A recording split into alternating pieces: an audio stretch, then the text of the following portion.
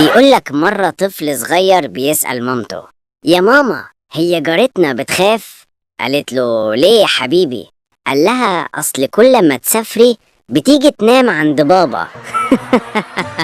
مرة واحد شحات كسب $1,000,000. لما سألوه: هتعمل ايه بالفلوس؟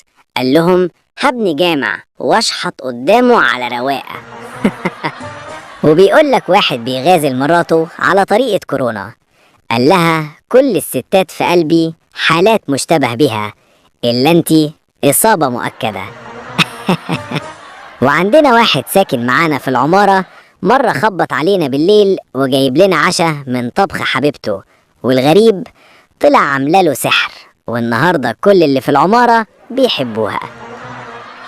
بيقولك لما كانوا بيزمرولك بالعربيات في فرحك، ده ما كانش فرح، ده كان آخر تحذير قبل الكارثة، بس انت ما خدتش بالك. غلطان اللي قال الستات كلهم زي بعض. في نوع يجيب جلطة، ونوع يجيب سكتة قلبية، ونوع متخصص في السكر، والنوع المميز في الضغط، والباقي يجيب آخرتك. يا معشر النساء، هل تعلمون أن حنان الرجل يفوق حنان الأم ب10 أضعاف؟ بس في حالة واحدة بس، لما يكون بيتعرف على بنت جديدة. هل تعلم أن أغلب علماء الآثار من النساء؟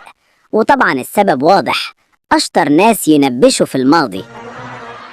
مرة واحدة بتقول لجوزها: إيه جمع كلمة بحبك؟ قال لها: بحبك انتي وصحباتك. الله يرحمه، كان دمه خفيف.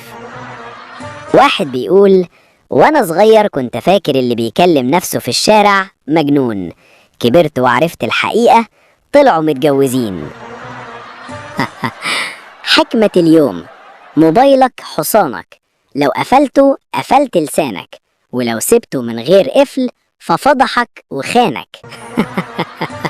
المدرسة كلمت حسن، قالت له: عايزين 350 جنيه علشان نجيب لك ابنك بدلة شرطة ونحتفل بعيد الشرطة. قال لهم: سيبوه بهدومه واعتبروه مباحث. المديون للبنك زي عمود الشاورما، وشه على النار وظهره على السكينة، وطول عمره واقف على الحديد. مرة واحد قال لمراته: ليه البيت مش نظيف وانتي قاعدة طول اليوم؟ قالت له: وانت ليه ما معكش فلوس وانت بتشتغل طول اليوم؟ ومن ساعتها اتعلم تفكر 50 مرة قبل ما تسأل أم لسانين. واحد أمريكي رفع قضية على أمه علشان ضربته وهو عنده 3 سنين، وكسب القضية وأمه دفعت له $1,000,000.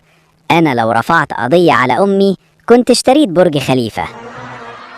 واحدة بتقول لجوزها: شايف أبو صالح لما مراته ماتت من حبه ليها بنى مسجد وسماه باسمها؟ قال لها: والله أنا شاري الأرض، بس التأخير من عندك.